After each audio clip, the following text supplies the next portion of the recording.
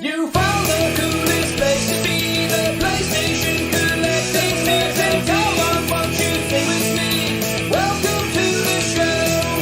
Gather round the boys and girls, collectors from around the world. Let's show the people what they need to know.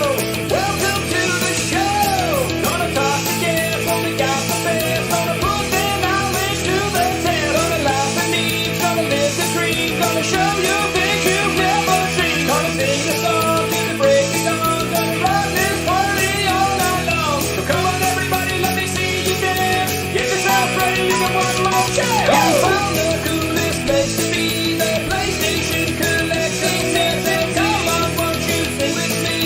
Welcome to the show. Gather round the boys and girls, collectors from around the world. Let's show the people what they need to know. Welcome to the show. Welcome to the show. Welcome to the show. Welcome to the show.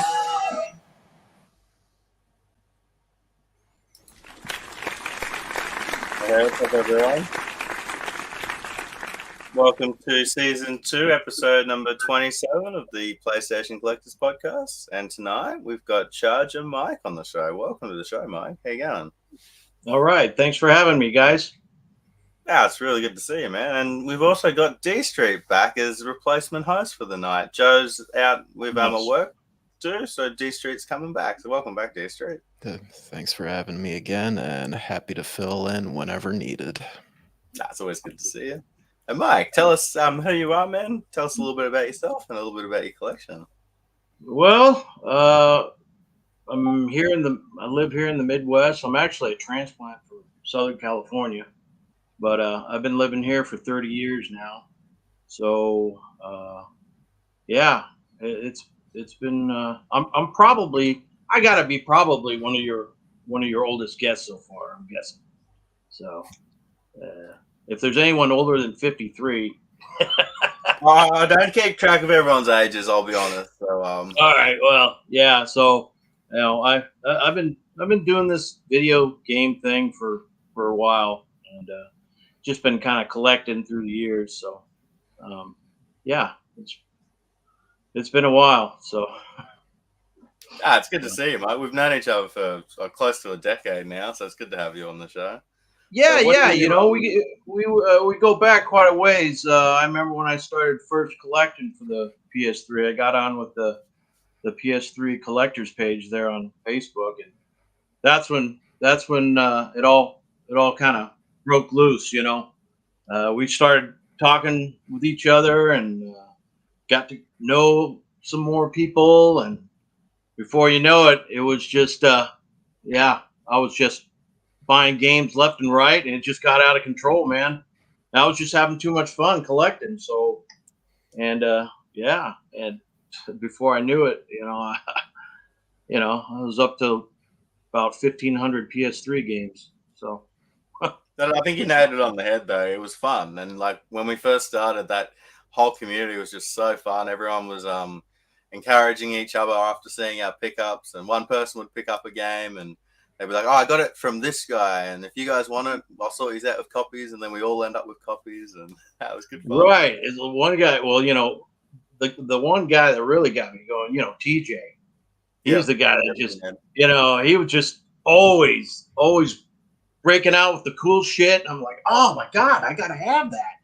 And he's like, yeah, he'd hook me up with games and stuff. And if he had a lead on a game I was looking for, I mean, yeah, TJ, really cool dude. We've had some, we exchanged some games and stuff like that in the past. And yeah, that's pretty much where it all started. It was like a daily thing, I'd have to get on the page, see what else he got. He'd bust out with some fucking cool game. Oh God, he was always on top of it, So it was fun, and that's what made the hunt really fun. Always looking for those hard to find, the hard to find PS3 games. So Yeah, the games that don't show up anymore. Right. Yeah. Never. Yeah. So I mean, there's all kinds of I mean, you just basically see the commons nowadays. So, Yeah, you go but to any local game store when you start out with the PS3 section, if the store does keep them alphabetically, you'll just see the A section. There may be like 2 rows that's just filled with Assassin's Creed, and then the C section, eventually you get to the Call of Duties. There's like a they're all keep sports section, and right. All Mhm. sports games, right? Right. Yep. yeah, All EA. So it really yeah, is like that. And then all the white cases of the black spines. You don't see all the colored spines and everything like that. exactly. So, Mike, apart from PS3, anything else that you collect? Yeah. Well, when before that, it was once in a while picking up. I've got a I've got a pretty small PS1 collection, and then I started collecting PS2 a little bit. But I mean, I was picking up games here and there for PS1, PS2, and when I started in on the PS3, once I started going hardcore on PS3, I was picking up a little bit of PS1, PS2 here and there. But those my PS1 and PS2 collections aren't as big as the PS3, but I've kind of got more. I think I've got just for the PS1 and PS2, there were just games that I really wanted, so I wasn't going after a collection or a big collection as far as that. But when I got into the PS3 is when I seriously started, uh, thinking about collecting a whole set, and then I got way in over my head. I'm like, there's no way. So so pretty much so I just went after the ones I really wanted and the hard to find ones, and yeah, and then when the PS4 came out, I was a little bitter because the PS4 wasn't backwards compatible with the PS3. I'm like, well, that's bullshit. Why did Sony do that? Sony could have easily made that happen, and so I'm like, I'm not gonna buy a PS4. Fuck that shit. I'm just gonna sit here and collect the PS3, and uh, but eventually I came around. Well, God of War came out, so I'm like, oh, now I got to get a PS4. So then after that happened, once I got my PS4, that game on, that was on. So then I started collecting PS4 after that, and I stopped collecting PS3. So PS4 yeah, library so today. so I went that far. I'm still collecting PS4 here and there. It's slowly dwindling where I'm not collecting as much, but of course, I don't have a PS5 yet. I haven't Yep. dove into that pool yet, right? So, but so I've got I don't know 400 PS4 games, but I went hard on the PSVR1, so I've got pretty much a full PSVR1 collection, except for maybe a couple Japanese titles, the Baseball Juku Yep. titles, because they came out with like 4 of them or something, like 4 or 5 of them, different years. But yeah, And I they're all went pretty expensive hard on too, that. like, So not cheap import. right, and yeah, that's another thing. But yeah, so and then it's been kind of slowing down lately. So, No, but that's fair. yeah, They're it's been definitely fun. they're slowing down with the PSVR releases. So if you are doing the full set, it is, you can see the light at the end of the tunnel on like a full PS4 set or a full limited run game set or something like that. Right. Well, now they're coming out with PSVR2 physicals, but not as much, right? Just here and there and here and there. One here, one there. It's not hasn't ramped up like the PSVR1 did. So, 'cause What I noticed PSVR1, today is if a game gets a physical release, people are like, oh, this game's getting a physical. Like that's a thing today. Where back in the day it was a thing if a game didn't get a physical release. Now it's just the Yeah, norm it's that got to be like headlines on news articles now that hey, this small indie game is getting an a physical release, or now it is another side of the spectrum is a situation like Alan Wake 2, no physical release at Yeah. all. But maybe wait like later down the road if someone like Limited Run decides to step up. Hey, because you guys are so cheap, we'll do the physical release for Alan Wake 2 if Mhm. that ever happens. It's pretty extreme. I was watching a trailer for a new Sony game, a new horror game they just announced, and like the comments are, "Is this game going to get a physical copy?" Like, you know, it's a AAA game, and people don't even know if they're going to be able to buy a disc for it. And then if you can buy a disc for it, is it going to be on the disc? Will it be there day Mhm. one? Different things like that. Mhm. Well, it's like you were saying a couple shows back. You know, the whole, you go into Best Buy now, and it's just like, it's a graveyard. There ain't nothing Yeah. there. I mean, it's just got those little cards, right? All these little purchase cards. You buy the game purchase cards digitally. So I think that's, of course, Best Buy. It looks like they're done dealing with that. But I guess they're going to still sell games. Maybe, I don't know.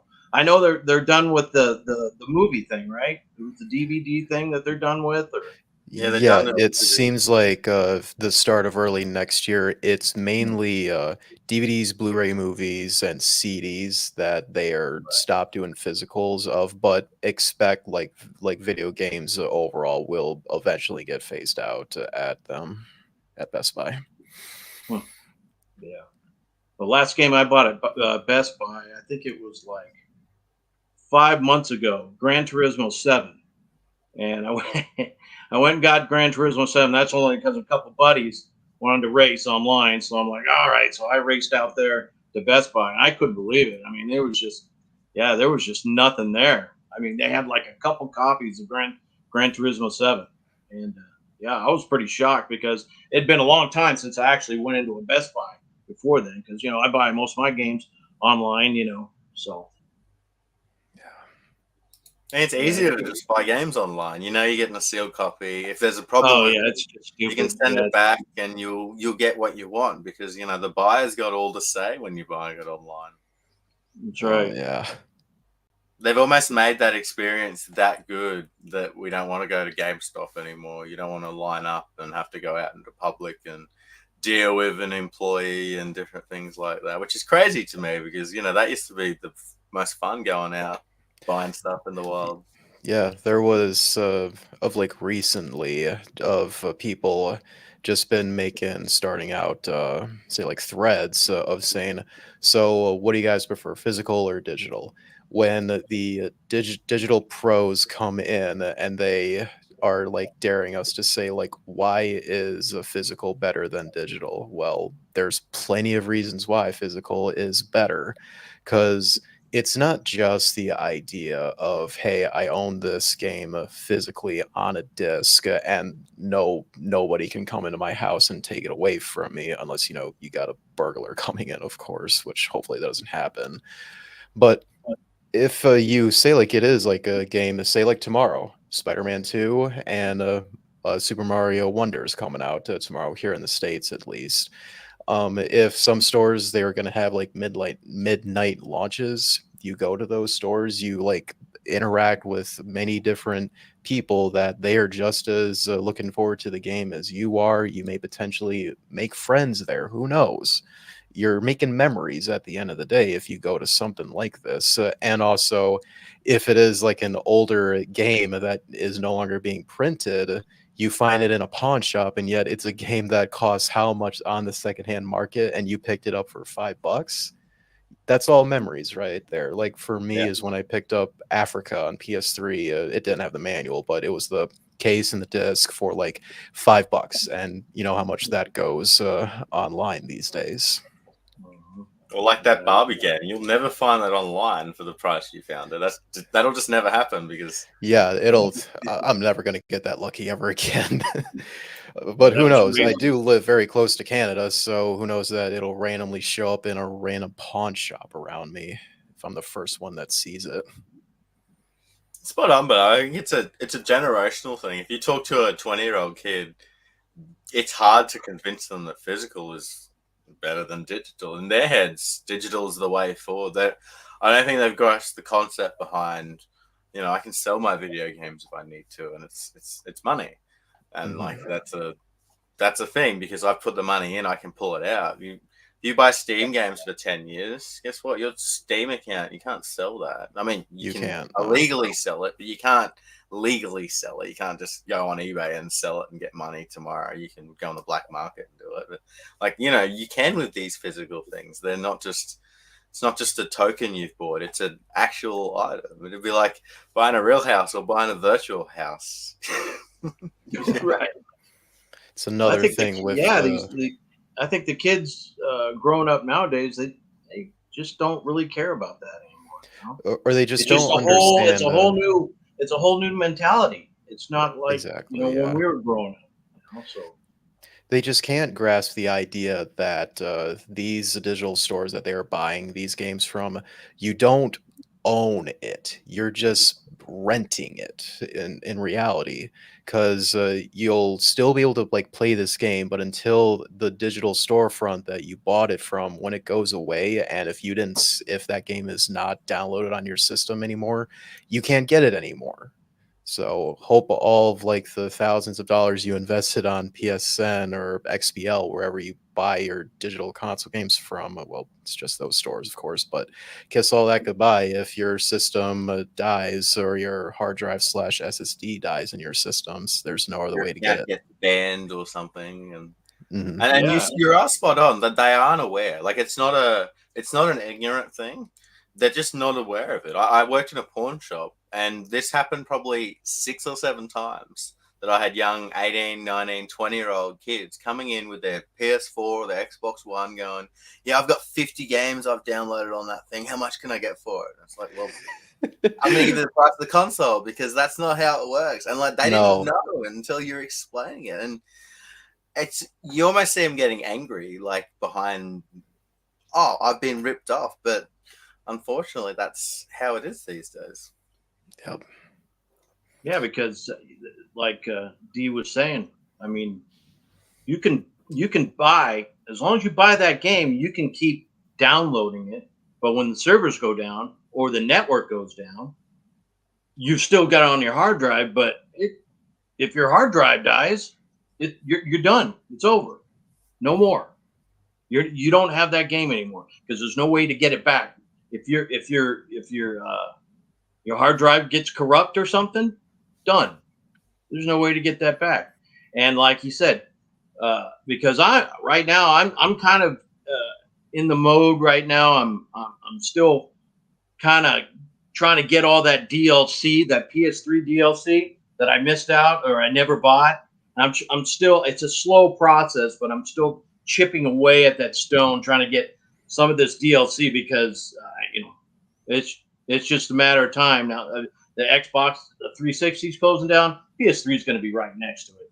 PS3 is It'll going be down. pretty close. But they Yeah. want Yeah, to. PS3 They've is already going announced down. it. Yeah, So that's going to be over here real quick. So, memo to everybody that missed out on any of that DLC. I mean, now's the time to get it. The one thing that does piss me off about PSN is like all the DLC and all the games, they're all full price. Yeah. Nothing is discounted on the PSN, on PS3. Come on, man. The last I've got time they did have any discounts, because if you go to the website PS Deals, that's what I use to like keep track of when sales goes on and even histories of any deals on PSN. You look at the PS3 section, a lot of the games, the last time they had any type of sale was back in sometime in mid 2019 for a lot of the ones that I've seen. damn. Yeah, I know. It's like I go, I'm looking at all this DLC. It's like there's a lot of DLC I want, like bundle packs and stuff like that. Costume packs and all that. 15, 16 bucks. $10, $15. I'm like, come on, man. This shit is there's like no ancient. reason Yeah, today they shouldn't all be like 99 cents for games that aren't making money right. anymore. Where they can still sell something. You put them all for 99 cents, and guys like you and me are going to go and buy them, and probably they'll make more money than if they kept them at this price. Yeah. Exactly. But while we're on this topic, one thing that you should absolutely not buy on the PS3's online store is a game called Bionic Rearmed 2. Because if you do buy that, you try to download it, you get an error message.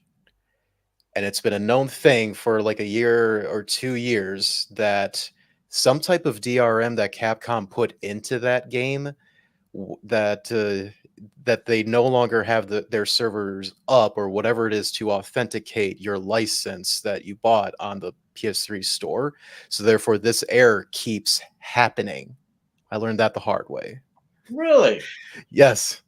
Wow. Okay. I'm trying to think if I ever bought that game. It sounds familiar. I'd have to check my library, but yeah, The I only don't way you know. can I don't. have it on your PS3 is if you download it before whenever this error started happening. So, if you Oh, replace the hard drive in your PS3 and you had to re-download all your stuff, well, you can't get that downloaded again. So, sucks to be you if you bought that. Sadly, I bought oh, that. I didn't know about that at all. So, thanks for stealing $10 from me, Sony and Capcom. damn. That sucks. Why am But I like, talking about physical prices? Let's just talk about AAA games for a second. So a AAA game, let's say it's released physically. Let's use Gran Turismo 7 or Horizon Zero Dawn or something, for example. It comes out, it's full price for a little bit. It drops quickly. But 2 years later, that game's $10, $15. It's on every single shelf everywhere. Digitally, it's half price or full price. You don't get $5, $10 games digitally unless it pops up on PS Plus for the month. You're still paying $30, $40 for these games. That's where people don't understand. You're not saving money in the long run doing this. Collecting can be cheap if you're doing it on. I'm buying a AAA game 2 years later, and I'm going to keep buying the $5, $10 games. You can't do that digitally. It isn't a thing. Mm-hmm. right. I may Well, do and that I for think that Spider-Man 2 tomorrow because I don't need to play it right now, even though that's probably going to be the biggest PS5 game for how long? Like, I'm not in a rush to play it. I still have to play the previous two games first, anyways. So, right. That's a good example. Spider-Man 2 will be a game that you'll be able to pick up cheap soon. Like I picked up Miles Morales for $7. You can't buy Miles Morales for $7 on the PSN store. Not in a million years. Right. Yeah, yeah. That's another thing that burns my ass is these companies. They want to sell a digital copy for the same amount for a physical copy. They're I've never understood that. That is so stupid because there's no physical production involved, but they want to sell it for the same price. Well, if you can buy the physical cheaper, why would you even buy the digital? You know, Yeah, I, I makes don't no I don't sense. understand their logic sometimes with that. So I don't know, they're weird, Sometimes it's more expensive than the physical. right? mhm. That's right. I seen this is a complete FOMO tactic. I seen it wasn't for a video game, it was for a pay-per-view, but same thing, you're buying something digitally. And they advertised it as sold out. You sold out of a digital thing. That doesn't make any sense. What the hell is that about? You can't sell out a digital. No, it was just a That's It FOMO was an tactic. It was NFT back for the then. Logan Paul fight, and he advertised it as sold out. One of them tweeted, like, you can't sell out a pay-per-view. It's not a thing. Ridiculous. And that's the world we're in 2023. And unfortunately, I don't want to know what video games are going to look like in 10 years. How are we going to be buying games in 10 years? Are we going to have new PS5 or whatever it will be, PS6 games in the future? Or will it just be like we've been speculating, limited run buying licenses of certain games and printing old copies and doing it like that?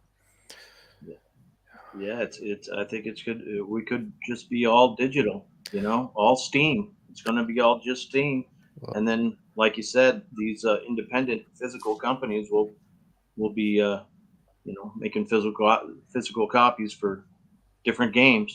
So well, who knows what it'll be in the next 10 years, but the best thing that we can do right now is just keep showing your support for these companies. If it is like a game that you really, really, really want, then buy it whenever you can to show support that you do want this medium to still be alive.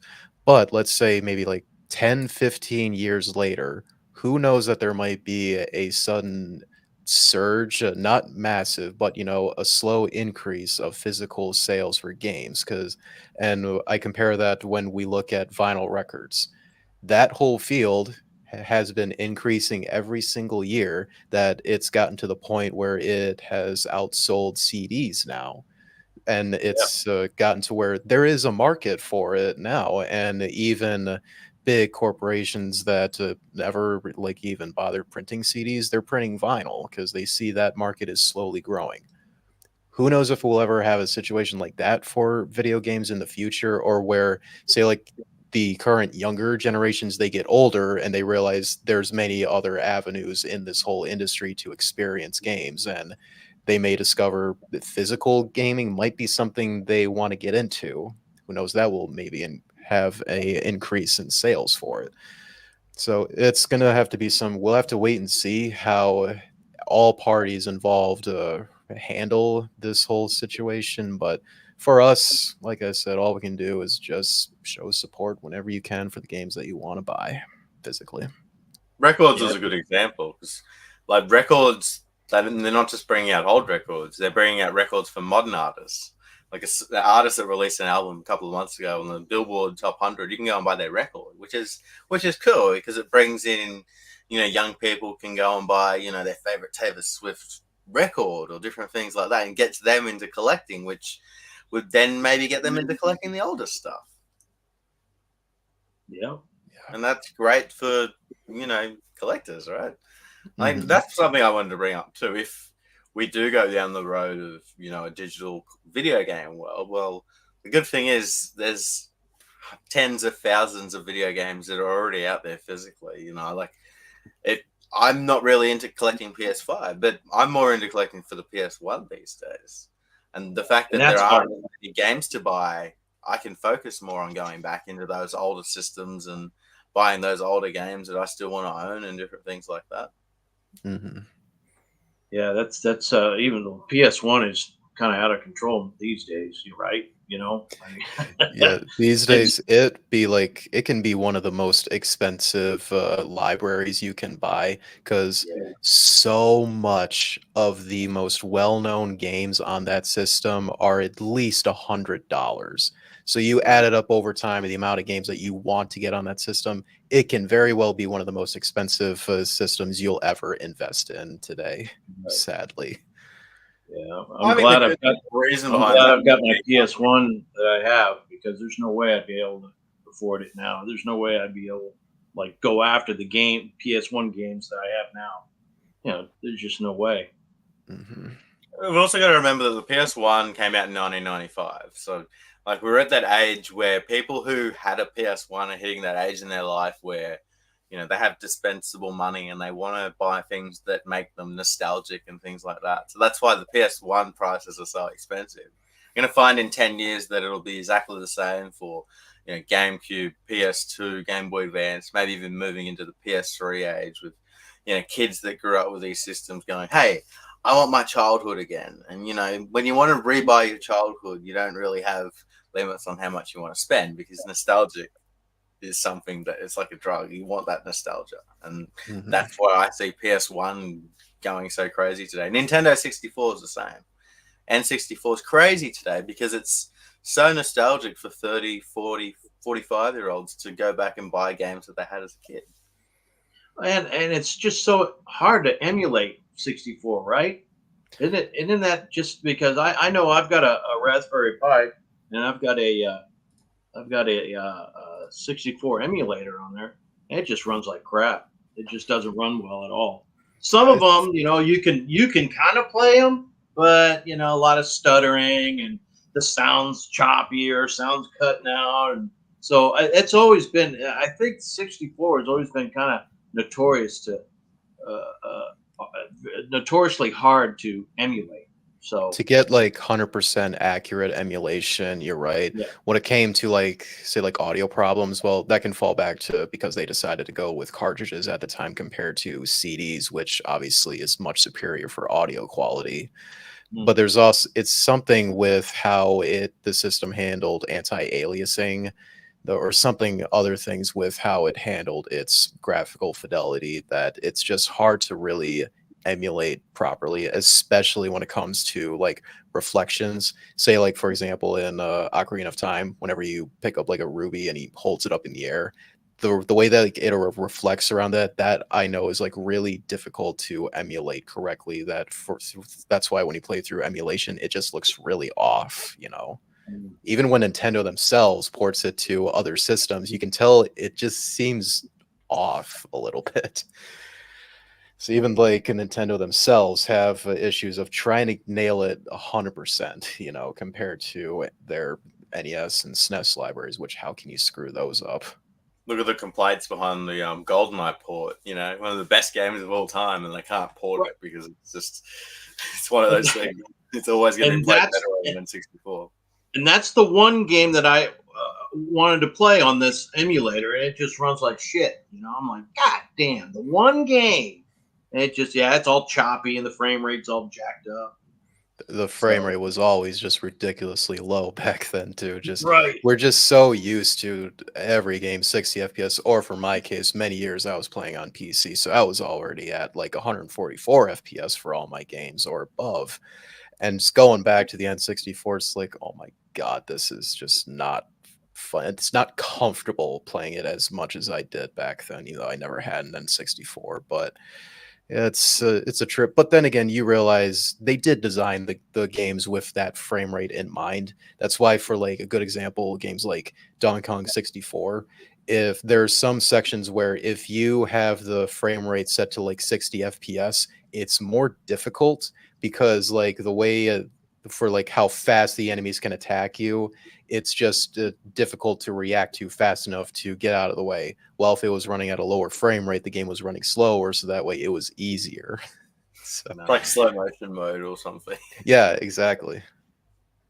Hey guys, I got another topic we wanted to talk about today, and that is why do we collect sealed video games? Now, all collectors have their own opinion on sealed video games, and I know you guys are both completely different as I am, so I'd like to hear each of his opinions. So, Mike, have you got any sealed games? Why do you have them? And yeah, let's talk about it. Oh yeah, I got quite a few sealed games, and and the thing is that when I first bought the sealed games, I had no intention of like keeping it sealed.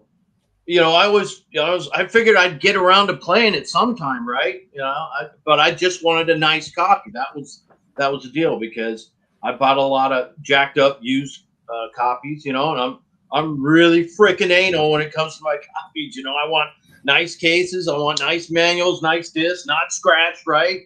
And so well, hell, I'll just spend the extra cash and get a nice sealed copy. And well, I get it, and there it goes on the show. I'll get to that. I'll play it sometime, and it's like snowball effect. I keep buying these sealed games, and I have every intention to play them, but get by 2 years later, and they're still there, and they're still sealed. You know, I mean, I wasn't like buying this. I'm going to buy this sealed game to keep it sealed. It was, I had every intention of playing it. I never got around to playing it, so now it's still sealed, you know. So, I mean, that's just the way, you know, because I always wanted nice copies. I've had, of course, when I was going through the whole PS3 era, you know, I was buying jacked up copies here and there, you know. Well, I always, of course, the Blu-ray discs, they're very, you know, they wouldn't get scratched and everything, but you come up with kind of wrinkled manuals, and you know, some cases would be jacked up, and of course I'd go out. I think I was real anal about my collection. I went out and bought like, you know, $300-400 worth of brand new cases, you know, so I'd have them, and you know, and I'd have, you know, I'd put all my games in plastic sleeves and stuff like that, you know, little protector sleeves and stuff like that. I even did that with my manuals. As a matter of fact, Figsy, you've got one that TJ sold you, and that was one that I gave to TJ. It's got the little manual. I can't remember what game it was. You showed it. You showed it one game I have that has a manual protector, and it is awesome. Yes. I love it. That's it. And I remember watching that video, and I was like, holy shit, that's the one I gave TJ because TJ sold it to you. I can't remember what game it was, but yeah, I went all anal. I put like, little protectors on all my manuals, and had to put the game in the plastic, and all my games had to be nice, and that was part of the fun for me actually, was getting a jacked up game. Maybe the artwork was a little crinkled or something, and the case was jacked up or dented and destroyed. And the part of the fun was actually fixing it up and making it look good, right? And fixing up the manual, making it look nice, putting it all the things in the brand new case, and so that was kind of that was the fun for me, is bringing in these busted up games and making them look new again. So but yeah, as far as the sealed thing, I mean, like I said, it kind of turned out that way, where I bought them and had every intention of playing them, and just never got around to it. But and then with time, it's kind of like, well, now they're this much money, so now I can't open it, right? I mean, you don't want to open something that maybe you could sell it down the road for a profit, So that's pretty much how I went about it. It's an interesting feeling because, like, you never would have bought it in the first place with the intentions of making profit. It's not what we got into collecting for. Right, exactly. I like at the time that was not my intention. My intention was to play the game, and I'll get to it. Oh, maybe I'll play it next week, and then you buy some other game, right? You're like, I want to play this game, And so that's the one big problem I've got, and I'm really bad at, is I'll start something, I'll get like 8 to 10, 15, 20 hours into it, and then I'll stop playing it, and I'm like, okay, I'll go back to it, and I never go back to it, and then I'll go and I'll start another game, and I'll play that for a while, and then I won't go back to that. I've got like all kinds of games right now that are down on my PS4, like the bigger games that I haven't finished yet, because you just get sidetracked, or life gets in the way, and eventually I'm gonna get back to them, but don't know when. So there's only so many 100-hour RPGs or open world games you can play, Right. When a new game drops every Friday, like there's 2 games coming out today, Spider-Man 2 and the new Mario. I'm gonna play them both, but when am I going to find the time to play these games among all the other games I want to play? It's hard. Right. Oh, dude, I haven't even finished Spider-Man 1 yet. I'm probably 50 hours, 60 hours into that game. I still haven't finished it. So it's still down there waiting for me to get back into it, So as big as our backlogs is on the 24th, still going to buy the MGS Master Collection and play through those games like the 30th time compared to playing other games in the backlog. I can't help it. It's a series that is so close to me that that if a new release comes out, okay, everything else, go down into the corner, and like, you guys don't exist at all. Yeah, I know I promised I'd be playing this, but I can't help it at all. I personally won't buy the trilogy. I'll only buy Metal Gear Solid 3 because I've played them on PS3. It's the same game. The only game that's actually getting the new treatment is Metal Gear Solid 3. So, like the Metal Gear Solid Legacy Collection, I'm happy to just own that. I don't want to then go and buy the same game again, which is something I used to do a lot in the past. I'm trying to, as a collector now who's not working, doesn't have that disposable income. I don't want to be buying. Oh, it's the same game, but it's a different cover than the one I've already got. I'd rather buy a new game that I'm going to get a new experience of. I remember one of the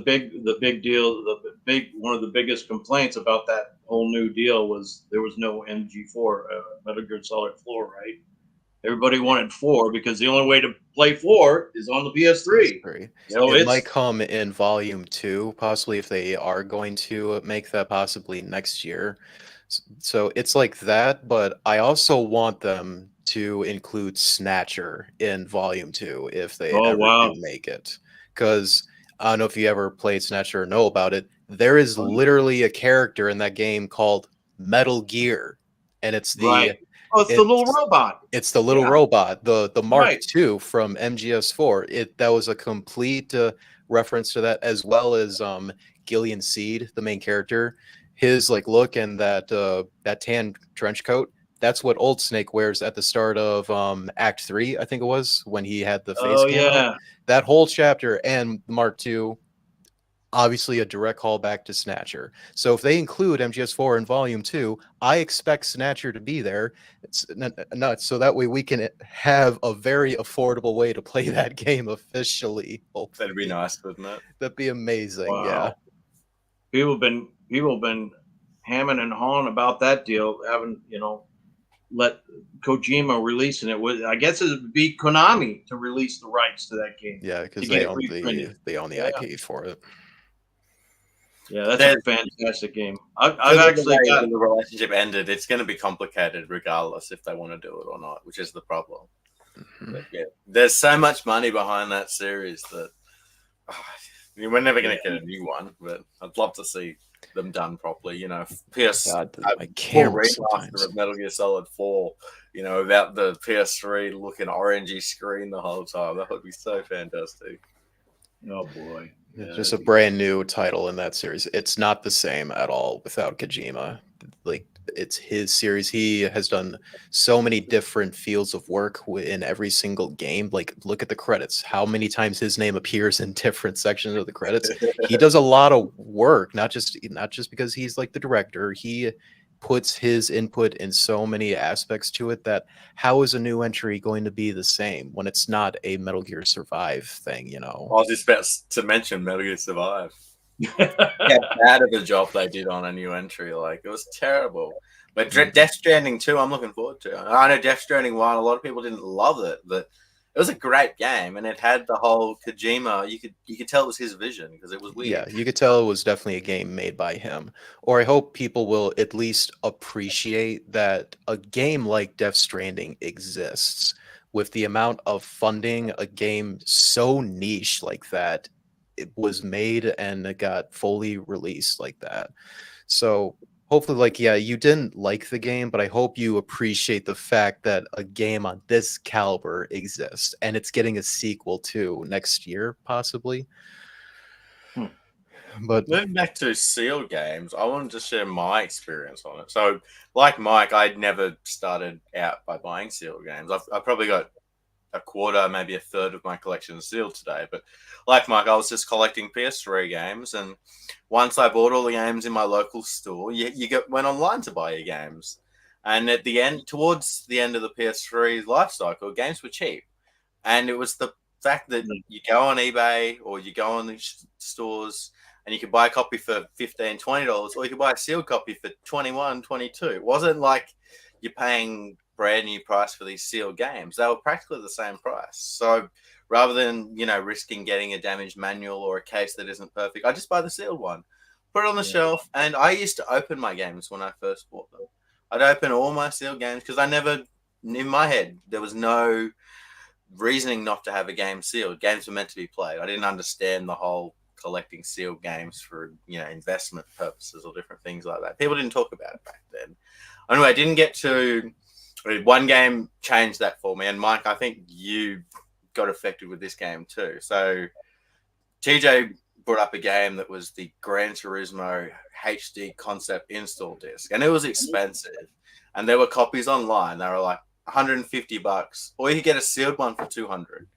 And this is the one game where I'm like, I'm going to spend that extra $50 and get a sealed copy because this is rare. I'm going to have it in my collection, blah, blah. And I bought the sealed copy. And I'm pretty sure you bought one too, Mike. And they're only like free online. And fast forward 5 or 6 years, I've only seen like 4 or 5 sealed copies of this game. And I can't say I've seen one sell. So it's glad that I bought that one back in the day, sealed. Right. Mhm. Absolutely. Yeah, I think it was. I can't remember what it was.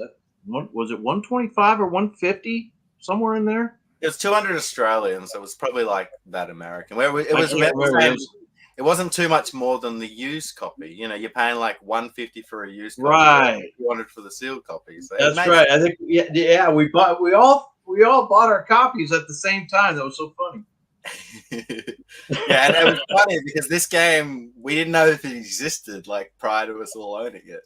And Oh, I suddenly- remember when TJ first posted that thing, and we all went ape shit, right? We're like, holy crap! He's like, yeah. We're like, where did you get that, man? Where did you? Yeah, we're all like freaking out, you know. We're like, God, we gotta have that, you know. So, yeah, that was I'll great. just grab it so if anyone hasn't seen what we're talking about. Yeah, I haven't seen it ever. Oh, I've actually.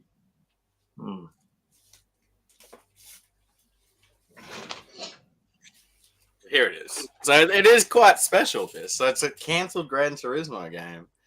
And as a PlayStation collector, Gran Turismo is one of the biggest Sony franchises, so it is quite special. So that would have been before GT5 came out then? Yeah, Judging so by, like, after Gran it's the Turismo first 4, case.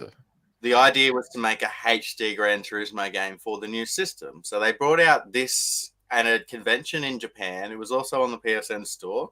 So this includes 20 cars, one track, and it was basically a demo. But after that convention, it got cancelled, and they decided to work on Gran Turismo 5. So it got pulled off the PSN store, and only these, I believe it was 1,000 or 2,000 copies that got handed out at convention existed. Like, it's the case of like PT on PS4, where consoles that had digital copies were selling for more than normal consoles. So it's a nice piece of history to own today. You can play it. You can still jump on, play that one track with the 20 cars. Yeah, it's quite cool. That's That great. is cool, The yeah. official banned or cancelled Gran Turismo game. Yeah. Quite fascinating. Yeah, yeah, because once it got canceled, you're like, oh my God, I want to own something that I can't play anymore, right? That was the big attraction, you know. And Imagine there if is some PT had nostalgia something to like it, that. because that actually used to be in kiosks in shops. So there's a lot of people that would have actually played that in the stores and then never played it again, forgot that it even existed, which is quite cool. Wow. So the thing I can talk about my viewpoint on sealed games. So I've been like all over for sealed games. So of course, back when I was younger, like I always open my sealed games because it's not like I would get games often. They would be like my parents bought them or like Christmas gifts or birthday gifts. So of course I was going to open them because I wanted a new game to play. Yeah. Now that I have plenty of disposable income, I just bought games in droves when I started collecting. And it was when the PS5 first came out. That's when I started picking up plenty of games for it, but a lot of them were sealed. So think back when this is like before I got rid of like a decent chunk of PS5 games. I would say like 70 or 80% of the collection was sealed. And the ones that I did keep afterwards, I then opened them because like this is a game I really am interested in. So I will play it one of these days. It'll just be installed on my secondary SSD and I will play it one of these days. But nowadays for sealed games, there's only like 2 situations where I will have a sealed game, or actually 3. So the first one, most obvious for a lot of people like us, if it's like a game that came out digitally first, I'll pick it up there because it was probably on like a sale on PSN. Then company like Limited Run said that they were doing a physical of it. Hey, I really, really, really liked that game. I want to have a physical of it. Then when that comes in, I just keep it sealed. And then a second case would be something like this, the Disco Elysium on PS5. This copy is sealed, and this is one of the more valuable PS5 games right now because I guess it was just a very limited print that I Am 8-Bit did. This is the second copy that I got of it. The first one I had, I did like had it pre-ordered on I Am 8-Bit site when it first came out in late 2020. Then when I realized it got expensive, like, yeah, I'm definitely not going to open this for now because this could be a good investment one of these days. So until I found out that it was like a few months ago, they did a reprint of this, I Am 8-Bit did. So I took that first copy, I sold it to a local game store, and they gave me the amount that it would normally sell for at the time when it was very expensive. They didn't know there was going to be a reprint. Oh, nice. So like you would call it real shitty of me to do, but hey, that's their fault. They didn't do research on it. And Hey. then then I got pre-orders of the reprints, so I got like my money back and then like bought games at that store that same day, and then just got this copy back in, and it is sealed. Plus, I do Nice. have this game on PC, anyways, which is where I would prefer to play a game like this. And plus, it is a game that, like, the year it came out, it got all sorts of like Game of the Year awards type thing. So it is like a cool title to have physically, but hey, it's just one of those cases where, yeah, I can see this game potentially becoming expensive. So I'll like hold on to it, keep it sealed, and see how the market like happens from here on out. And man, I did it right for something like that. And then the Nice. last thing is it doesn't happen often, but a game like this, Doki Doki Literature Club, this is one of my favorite games of all time. I'm not spoiling of like what happens in this game for those who haven't played it, but this month is a perfect time to play this game if you haven't already. But I loved this game so much that I bought another copy to keep it sealed. And I even have sealed copies on the Switch and the PS4 as well too, because I love the game that much. I want every version of it, and at least have like one copy open, which would be like the best version of it on PS5, and just keep all the other copies sealed because I just love the game that much. That makes Yeah, sense. I've got it for PS4, and don't they have like little extras in there, like a little card or something? Or I haven't opened mine yet. Yeah, they added new like side content and like side stories basically that uh it's basically try to get you more make the characters a bit more fleshed out to get you more of the feels for them, you could say. You still have to play through like the original main campaign in order to unlock them, but all the extra stuff they added into it was really nice. I have a question for you guys. If you had a sealed game, for example, regardless of the title, let's say the sealed version goes for $200, and you really want to play it, and the used copy goes for about $100, will you guys sell your sealed copy to buy a used copy, or will you just open that copy? I'd probably keep my sealed and buy the used copy. Okay. If I I don't picked know. it up, I mean, it depends. I mean, do I? I mean, if I really wanted to play it, I guess I guess I could sell it, but I'm not one to sell any of my games. I'd probably just buy a used copy. You know, Actually, that's funny that you said that, because you've just reminded me of a time where I had a copy of Near Automata, or the Near Replicant, and I picked up a sealed copy, and I still wanted to play it, so I finished playing it, and then I sold my used copy and kept the sealed. And now today, if I want to replay it, I can't because my copy's sealed on the shelf. right. So you just got to buy another used copy then, Well, yeah, it's a or just buy a digital, or buy a digital. used copy and a new copy, so I probably would if I wanted to play it again. I guess if it's a game that I bought for MSRP on launch, like $60 for one, and if it is a game I legit want to play, I would probably open that, even knowing like it, I could sell this and get $200 for it. But I guess if it was like $100 used and I was going to play it, I would probably then sell that sealed copy and then pick it Yeah. up for $100, and I just made profit and got this game for free essentially. Totally makes sense. Yeah, Absolutely. you've been paid $100 to open your copy. Yeah, as long as that used copy looks like it was one that was just opened and never played, as if that was my copy that was sealed originally. Right. One thing I wanted to bring up is open limited run games. Now, open limited run games are way rarer than sealed limited run games. You go on eBay, you'd struggle to find any limited run title opened because most people don't open their games.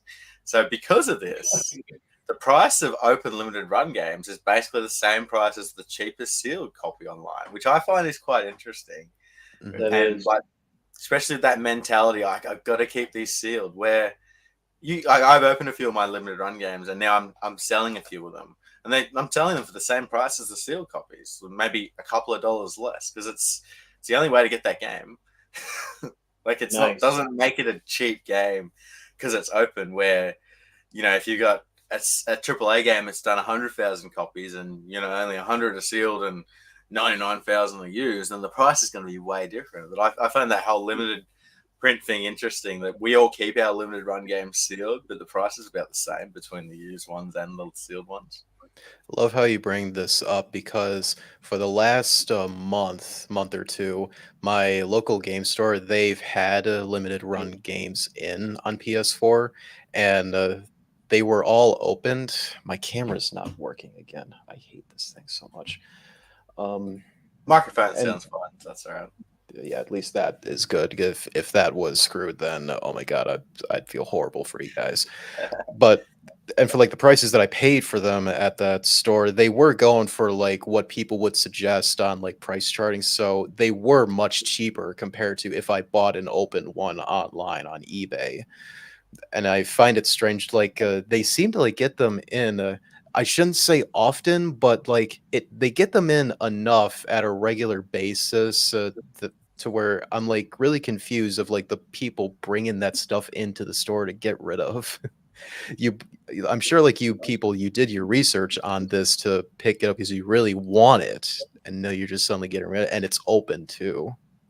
That's strange. Like the ones that I've got recently was Rogue Legacy on PS4 and Super Meat Boy, the newest one. I can't remember the name of the sequel, and Time Spinners on PS4 as well too. Nice. So it seems like if you find them in local stores, they'll be more reasonably priced and like a better deal, especially if your local store has like any memberships to where you can get like a percentage off of stuff you pick up in the store, Right. And I think that Time Splitters is kind of high up there, isn't it, on price? Isn't it one of the higher? It kind of is. It's around Yeah. maybe like a $50 game, whether if Right. it's sealed or open. I ended up Mhm. paying like, let's see, like $35 or $37 for it. So hell yeah, I'll get that. Plus, it's a Metroidvania game and looks really, really good. Right. It's a lot of fun. Hell yeah, I'm gonna get that. Yeah, I've got a copy. I haven't played it yet, of course, but yeah, it looks really good. Mhm. Collectionist just brought up a comment that I wanted to mention. I opened my copy of Firewatch. Now, I opened mine too for the fact that I got the heat shrink seal. And there's a Y shrink seal out there that's way more expensive because there is a certain amount of people that want to have a sealed Y seal full set of limited run games. So, there is a market for that. It's probably the only limited run game where the sealed copy is significantly more expensive than the open copy, but only if it is that Y seal, not the heat shrink seal, which is quite interesting to me. Yeah, Firewatch and Rain World, I know they're really up there in terms of value on limited run PS4 games. So both like over $100 at least, even for open copies too. Yeah, I don't have either one of those. Hey guys, you guys ready to play some Figsy quiz? Been looking forward to this. I suppose I'm gonna totally suck, man. We start. Let's get up chat's question. I haven't updated the scores yet, so I'm not going to bring them up. I'll work out everyone's scores and I'll update them for the next show. But chat, here's your question for the week. Now, this one's tough. It's probably the hardest chat question you've had yet, so good luck. Mike and dStreet, it's not for you guys to answer, and no hints either. This is just for chat. So, chat, your question of the week. We're looking for the video game. Really have to think outside the box for this one. Even though it's a series I love, I don't know what hints you can come up with this. And if it's something within like their stories, oh my god. really got to think outside the box to get this. Good luck. Good luck to you guys. I'm glad I'm not a part of this. Now, it will be open until someone gets it correctly. So if no one gets it right during the show, you'll have in the comments of the YouTube video up until next show. And then if no one gets it, we'll still use this next show. So good luck, guys. Before we get into the quiz, Mike, it's your first time on the show. Would you like to go first or second? Yeah, sure. What the hell? All right, Mike's going to go first. dStreet, you're going to go second. So once again, thank you to Pavel and Sylvan for setting up the quiz. We got a really fun quiz tonight, so this should be good, guys. Let's get into it with question number 1 for Mike. What US state does Fallout 4 take place in?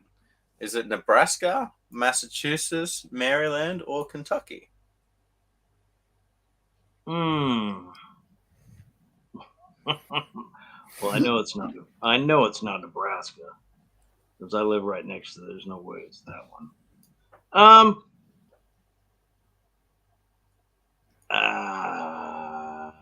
I'm going to say. I think it's between Massachusetts and Maryland. Those are what I'm looking at. I'm gonna say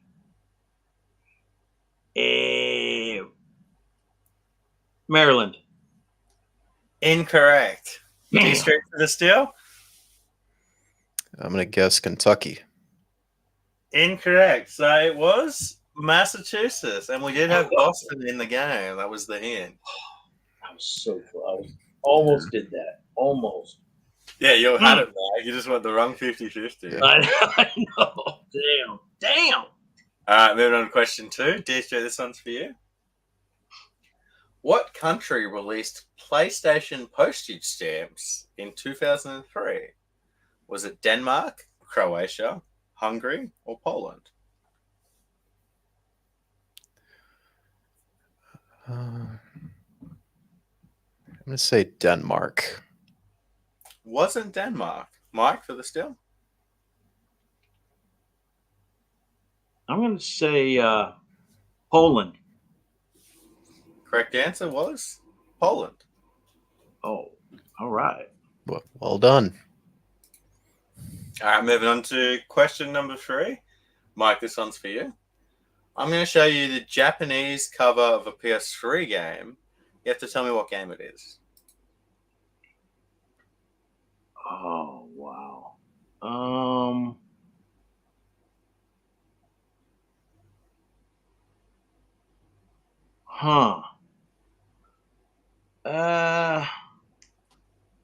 It had American release.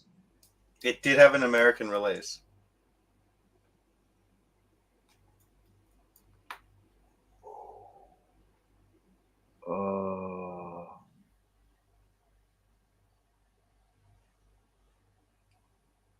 Is it Watch Dogs?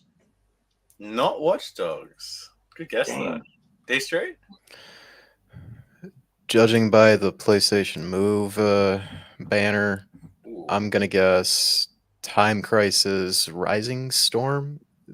Good guess with the PlayStation Move. You're on the right track. It was SOCOM. SOCOM Special Forces in Paris.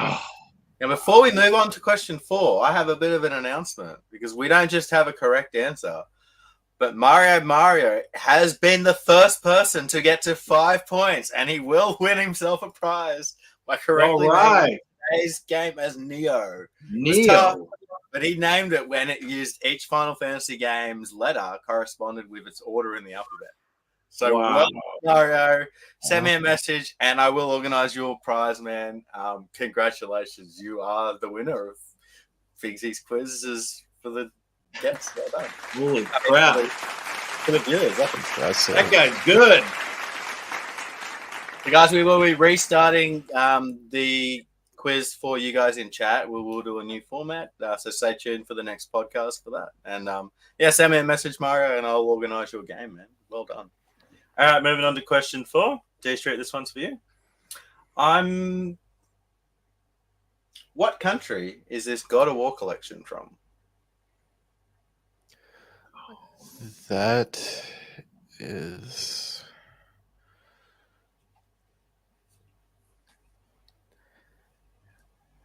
Is that from Japan?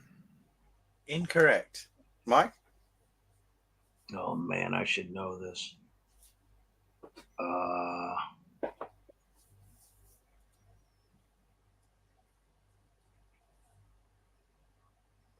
France? So that is from China. Oh! That's the Chinese God of War collection cover. Oh, Damn. Okay. All right, got a quick score update. So at the end of round 2, Mike's got 1 point. dStreet's yet to get on the board. Still anyone's game, guys. Moving on to question number 5. This one is for Mike. What famous American actor can you play as one of the 39 survivors in the Dead by Daylight video game? What famous actor?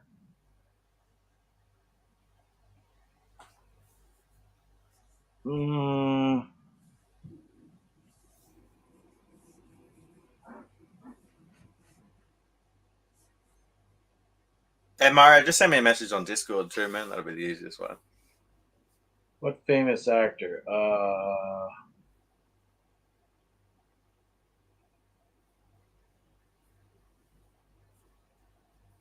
I don't know.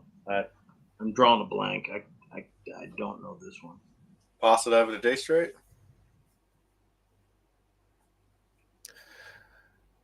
I would say, is it Sigourney Weaver as Ripley? Wasn't. We were looking for Nicolas Cage. Nicolas Cage. Oh, Huh. wow. Huh. All right, moving on to question number 6. dStreet, this one's for you. Now, I'm going to show you an advertisement poster. You have to tell me what game it's for. Oh, God, they were risque with their posters back in the day. They were so much back then, yeah. I think I've seen this.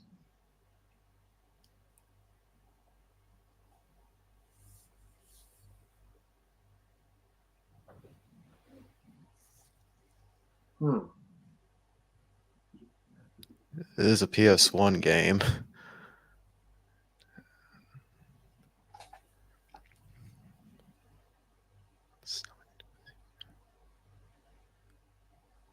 Is it Destruction Derby? Whoa, good guess. It wasn't Destruction Derby, though. Mike?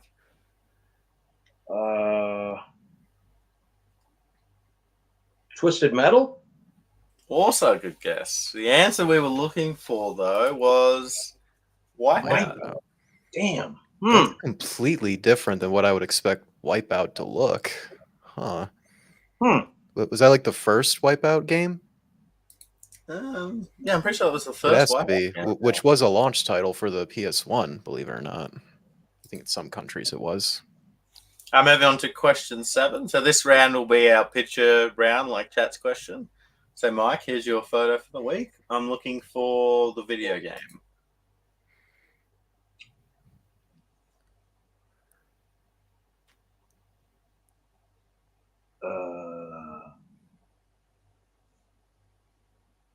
Super Smash Brothers. That is Super Smash Brothers. Oh, all right. Mike takes another point. All right, dStreet, here's your photos for the week. I'm looking for the video game. Okay, 1 second. Camera issues. Oh, okay.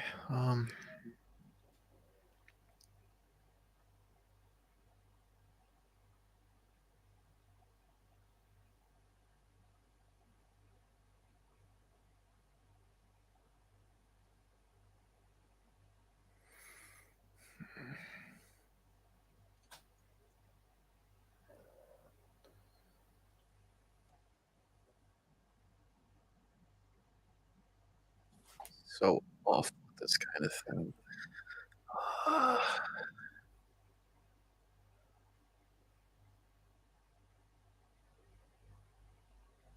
Give you another 20 seconds.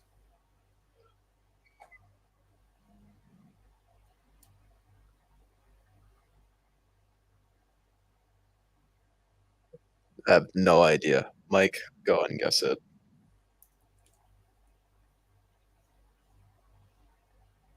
And all easy picture ones. Yeah, you're up, Mike. I'm going to say Hogwarts Legacy. Correct answer. Hogwarts Legacy. Mike takes another point. All right, guys. So at the end of question 8, Mike's got a lead of 3. dStreet's still yet to get on the board. However, there are 15 points available in question 9. I'm not saying you'll be able to win them all, but there are 15 points up for grabs. And it's going to work a little bit differently to last week. We're not going to have strikes until the end. We're going to go through all 15 questions. We'll go in turns. dStreet, you'll go first. You can pass, or you can try and guess. There's no there's no punishment for guessing, so you may as well. However, once we get through all 15, if you haven't got some, we will go back through, and then that's when we'll introduce the strikes. So we'll start off with number 1. So these are all going to be sounds from certain video games. dStreet, here's your first one. That's Metal Gear Solid, the alert sound.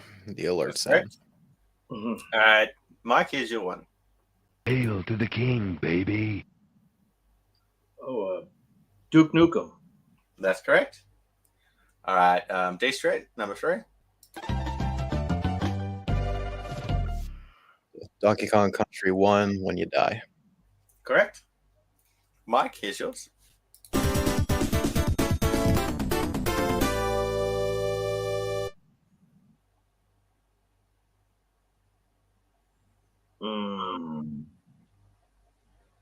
We'll play it one more time.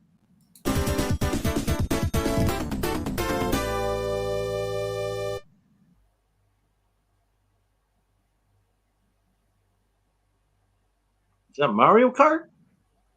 Not Mario Kart. dStreet?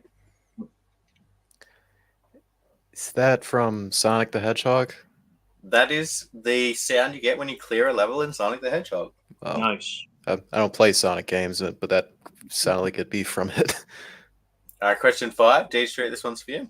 Get ready, fight! KO. Double KO.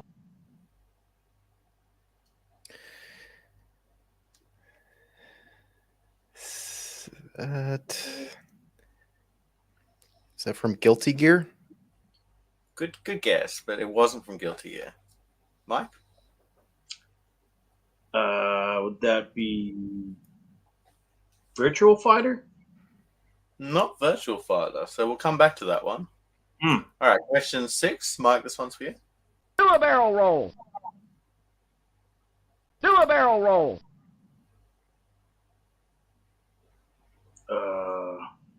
Star Fox? That's from Star Fox.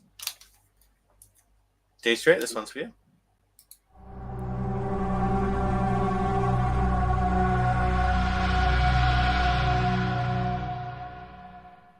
That's Resident Evil 4, 2005, When You Die. That's correct. Wow. All right, question 8. Mike, this one's for you.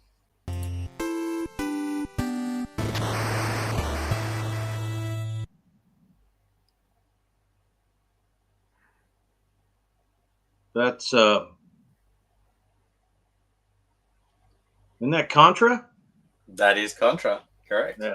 One of the That's the best title intro screen. sounds ever. All right, dStreet, you're up. That's Baby Mario That's from correct. Yoshi's Island. Baby Mario. Mike, you're up. Oh.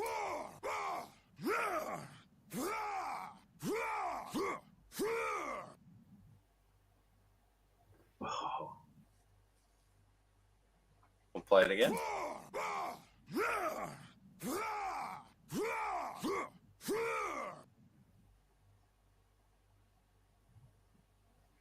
Oh God, I know I've heard this one.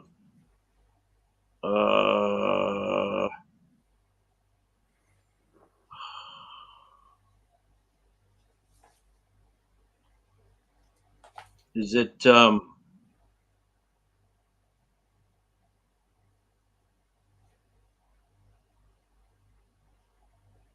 is it Mortal Kombat? Not Mortal Kombat. dStreet. Is that God of War? That is God of War. I know you're going to be kicking yourself there, Mike. Oh my God. I have not played through any God of Oh War my game, God, but I know. that just sounded like Kratos. Oh God, I can't believe I missed that. That's embarrassing. All right, dStreet. Before I play this one, I just want to reveal the scores are now tied at 6 apiece. So it is anyone's game, guys. All right, dStreet, here's your next one. Groovy.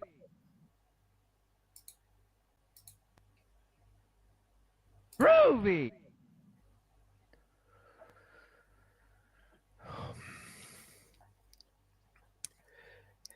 Is that Gex?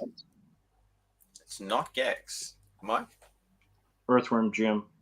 That is Earthworm Jim. I was thinking of that at first. All right, number 13. Mike, this one's for you.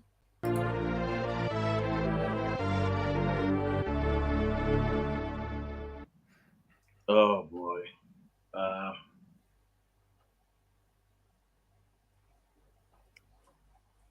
Oh no, I've heard that. Oh man.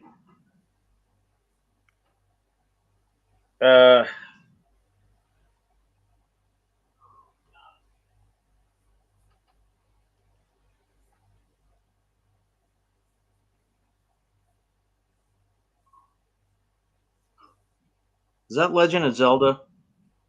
Not Legend of Zelda. dStreet, I'll play it again for you.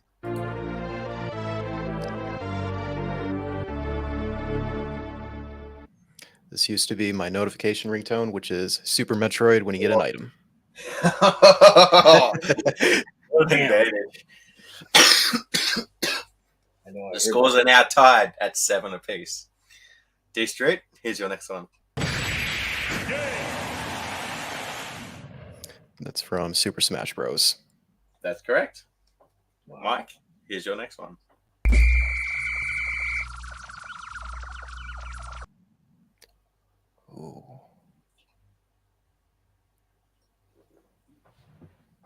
Ooh. Play it again.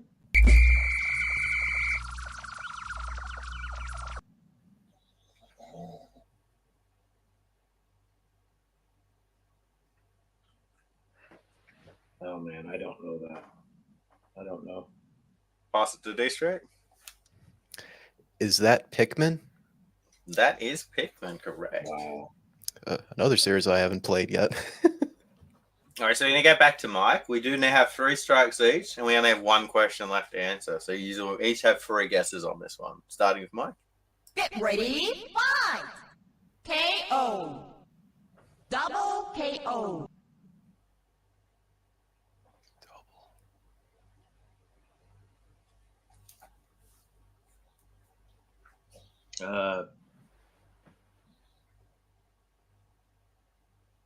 Is that Tekken?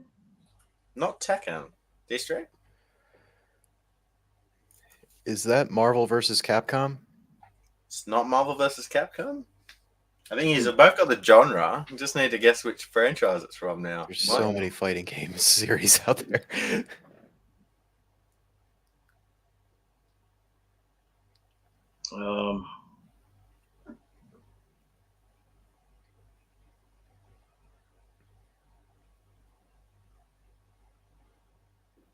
Is it?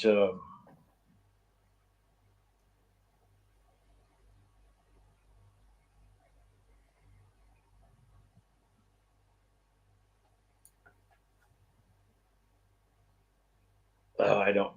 I don't have a guess. I don't know. dStreet? Any final guesses? Is it King of Fighters? Not King of Fighters. So I'm going to reveal that was from Dead or Alive. Mario again had it in chat.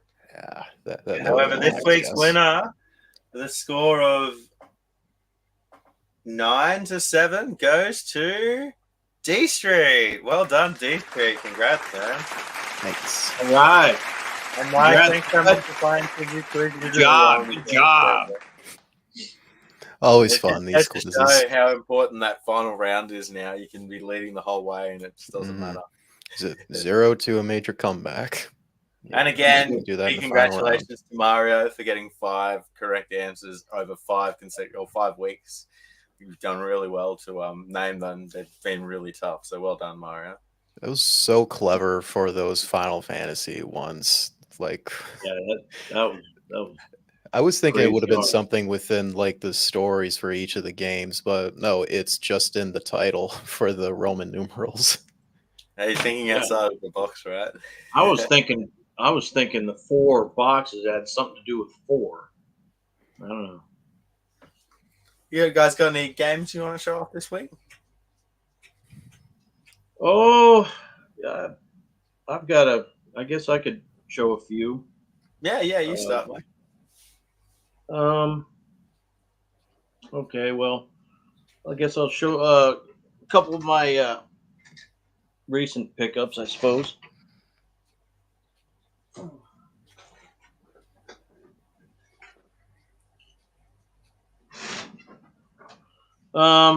Latest was now here's something crazy that happened. Now this has never happened to me. Ordering from Limited Run. Okay, I was waiting on these two. I was waiting on these two games. They're VR titles, but I had my swordsman being held up by the Salmon Max, and so I got the package from Limited Run. Now they sent me the Salmon Max here, the PSVR here. They sent me that, but then instead of the swordsman, they sent me the Salmon Max for the Switch. So you got an extra. Yeah, I didn't get my freaking swordsman. They sent me Salmon Max on the Switch, so I'm like, crap. So, instead of going through the hassle, I hear it's a hassle with those guys trying to straighten out the order. I went ahead. I went online and went and got my swordsman. I bought it off this dude off of eBay, so I got that, and he gave me the two cards with it, which was nice. The gold and the gold card, nice. Yeah, he gave me two cards with that. So the gold and the silver card. So that was pretty cool. That's cool because sometimes you only get one card, sometimes you get two. So yeah. So even though that's the first time Limited Run has actually screwed up an order for me. So I've had it happen before. I ordered, and it was when I ordered multiple games, and one of the games was wrong. And it's like I didn't buy this game. Same with the game I paid money for. Right. And the thing is, send it back to them. Blah blah blah. It's a big process. Yeah, you try to save on shipping, right? So you order two, right, to save on shipping, but you may have to wait on one, for the other one to get made, and they'll ship them both. So another one I got was Quake for PS4. Nice. Quake for PS4 came with a card, and this other one, Blood Rain Betrayal, Fresh Bites. Yeah, that's one that I missed out on. I wanted. I'll try and pick up for Video Game Plus at some point. Right. They usually make reprints or whatever for those. So you can keep an eye on VG Pluses. Randomly, they'll just have restocks of limited run games that you can't get orders from them anymore. Right. So you may still have a chance. Play Asia games at the moment that have been sold out for months, which is crazy, Mm-hmm. But that Quake 1 and the Blood Rain, all the Blood Rain games, I got those physically on a PS5. I actually got my copy through my other Blood Rain through Video Game Plus because I missed out on Limited Run, and it was cheaper to buy it through Video Game Plus with their cheap shipping than if I bought it through Limited Run. So go for it. And if you got a coupon through them as well, it could be cheaper as well with their rewards program they got now. Yeah, Video Games Plus, I really like those free and things like that. Mm-hmm. Yeah, and they ship all their stuff in boxes, not like Limited Run, the little bubble mailer. They always ship them in boxes, nicely packed. Yeah, those guys, those Video Games Plus, those guys rock. They do it. Collection for a good price. Right, absolutely. Here's another one. PlayAsia's always done. I've been buying for PlayAsia almost since 2013, and even back 10 years ago, they used to ship stuff in a box. Even if you bought one game, you got a box. Right. I remember that. Limited Run always shipped in boxes. Now you have to pay an extra $2. Right, and then it went to the damn bubble mailers, and of course, so most of the time you get your game, that thing's rattling around, right? Everyone's getting their shit rattled, so. Yeah, it kind of sucks, but here's another game, Proteus. I recently picked up. I want to get that one. That one looks really interesting. Yeah, this one looks really cool. It looks really fun. Joe and Reggie were both raving about it, so I need to pick it up at some point. Yeah. Mm. Here's another one, Signalis. That's one that I have to own. That's basically like a callback to older survival horror games, and I think it has like its narrative is similar to Silent Hill, which I am Yeah, all yeah, over that. right. It Like looks I really just good. played through Rule of Rose for the first time like 2 days ago. Ooh. I beat it, and Oh, nice. wow, that the narrative in that game was phenomenal. It was straight up Silent Hill inspired, and it made me have the feels when I figured out what was going on. But it was good to it was worth it to suffer through the gameplay that was really jank, but still very happy to finally play through that game now. I've yet to play that. Yeah. It's worth it for the story. That's an experience that not many people would get to have. Oh, Game that officially expensive. at least. Yeah. Here's one I picked up from Japan. Metal Dogs. Oh, that's the that cover. Yeah, this cover. Yeah, I saw this. I had to have this. Yeah, Metal Dogs. It looks pretty cool. And the thing is, this is Japan exclusive. You can't buy this on the American PSN. You cannot buy this. Has it got Yeah, so- English on the spine too, man? Yep. English on the spine. Yeah, so I like Japanese games like that because you can put them on the shelf, Yeah. still know what they are. Mhm. Yeah, it looks pretty cool. It kind of reminds me of what's that one game you play as a dog? It's the one that Tokyo came in the Jungle. compilation. Yeah, Tokyo Jungle, that's the one. Tokyo Jungle, right. And here's one that now this has got an interesting deal. I don't know if you guys heard about this, but this kind of came to my attention this last month, and I didn't know anything about it, but I bought another copy of Days Gone. Okay, now the thing is with this Days Gone, now this is a re-release. Now the only way to tell it's a re-release is because it doesn't have only on PlayStation on the top. That's right. What it yeah. is, Sony put a sticker. It's just a blue PS4 sticker. It's just a blue PS4 sticker right over the original case. But the thing about this release is, yeah. And the thing about this release is, it's got the latest. Firmware on it, like the update on it. Yep. So you get the latest update on here with all the bug fixes and everything. Because if you remember when this game first released, it had all kinds of issues, right? Bugs and all a this. lot of issues I heard. Yeah. Right. Well, this is the re-release, and the only way to find it, and I had to look quite a bit to find this, because if you go through eBay, there's all of them that's got the only on PlayStation. But if you look closely, look for that little sticker on the top that's covering it, and that'll be the updated version. And I can kind of see it. There does seem to be a sticker covering that Yeah, top right portion. Yeah, you could true, clearly yeah. see it right there. It is a sticker.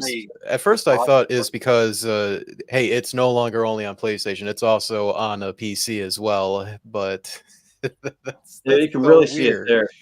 Yeah, it's And a while we're sticker. talking about content on the discs, there was a study that came out this week by a company that they play every PS4 game and they assess, is all the content on the disc? Do you have to download it? Does it work? So they came out with stats this week. It says 70% of all PS4 games work completely fine without the internet. That's awesome.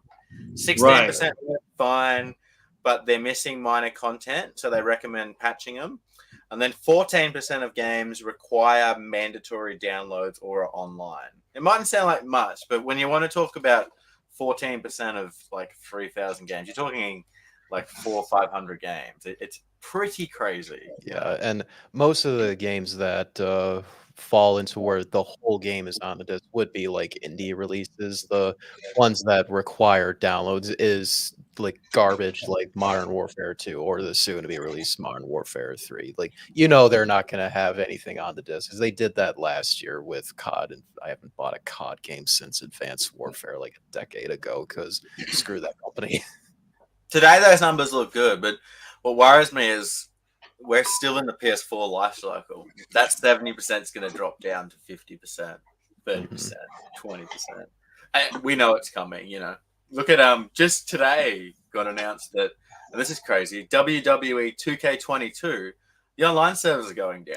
Yeah. You can still play SmackDown versus Raw 2009 on That's no, crazy. 2007 on the original Xbox or something online. You can't play the new one on fucking PS5. Like, I this can is- get on my modded PS2 and play Twisted Metal Black online through custom-made servers. You can argue that has like longer lasting support. Like, it's unofficial now, but I could still go and play that online if I want. That WWE game, you can't. It's what, a year and a half old? Modern gaming, people. Right. You know what this will turn into? It'll be sport games. Once the year is up, that sport game's not going to work anymore. If you want to play online, you've got to get the new one, and that'll be their business model to make people buy the new one. I would love a company to come out and rival NBA, FIFA's, and only bring out one game, and every year they just completely redo the roster and give it to everyone for free. How good would that be? And it makes sense. Like, it shouldn't be. These games aren't doing anything different. All they're doing is updating the rosters. Give it to us for free and compete with the other people in the market and send EA broke. Yeah, that's insane. They're discontinuing the servers. It's such a new game. But And I swear, oh my god, my camera. It's like it looks like I'm asleep right now. Okay, I got a few more. I don't know how long we're going to go here, but I got. Yeah, we got plenty of time. Okay, I here's barely the have anything anyways. got the Annapurna collection. Is that I bought these. Oh, that's the second release of that. Yeah. This is the set. This is the one off of I Am 8-Bit. This is not the single. This is the bundle thing. It's got sleeves in it, so it's got all the games on the back here. I haven't busted this one open yet, but you can see it's got like What Remains of Edith Finch and Right. Or Wild Hearts. Kentucky Route. Yeah, some really good games on there. Yeah, I had to have this. I think it was like a couple $100. I think you can still get this too. I think it's still on the web. They haven't sold out yet. And there's a big box version of that, and it's gone for like $400 today, which is crazy. Wow. But it was a couple $100 when it first came out, so it kind of makes sense. And some of my bigger buys from limited run, I don't do a whole lot, but this one I had to hit. I kind of like the whole rock and roll deal with this game, but I went ahead and bought this monstrosity, the Scott Pilgrim. That's cool. Yeah, it's got the lighted up stage and all that. Yeah. It's got the drumsticks and it's the total special edition. It's like a suitcase. Oh, it's like a road case. That's cool. Yeah, this thing weighs a ton. This thing is it weighs like 20 pounds. I have the Persona 3 portable collector's edition pre-ordered for them, and that does look like it comes with a big suitcase with everything. It does. If you watch the unboxings, it's stuffed full of stuff. It's got all kinds of jack in there. So They delayed it long enough. I hope it's worth it. It better be. Yeah. It took a couple years to get that. But which is crazy to think. Like a couple of years wait. Like, what other industries is that acceptable? Well, it's insane. And here's another thing I had to wait a couple years for. I was going to mention that one. Yeah. Castlevania Requiem Collector's Edition is beautiful. Yeah. It's probably one of the nicest ones they've done. Mm-hmm. The steelbook is amazing. And the thing is, the only reason why I got this was because it was only for PS4. They didn't come out with the Switch on this. This is a PS4 exclusive. So I'm like, I got to get that. Yeah, so Symphony of the Night and Rondo of Blood, they're not on the Switch. They're still PS4 exclusives for like this re-release bundle. But you'd have to say at this stage, I'm sure Limited Run are trying to get a Switch copy, trying to get a PS5 copy. You know what they're like. Mm-hmm. Oh, they're trying. Yep. Okay. But no, I thought that one was a sleeper. Like, I expected Symphony of the Night on PS4 to be the craziest release that they done yet. And it didn't seem to be as crazy as I expected. Like, No, in even the Castlevania fact, there is collection. sealed copies of just the standard Castlevania Requiem at my local game stores still, and it's like you can pick it up for $40. And even then, when I see newsletters pop in my email of some of these online stores that are getting restocks of these limited run games, once in a while I see Castlevania Requiem and the classics collection as well too. At least good as people do have a chance to pick it up because it's Castlevania, for God's sakes. There should be way more prints of these collections.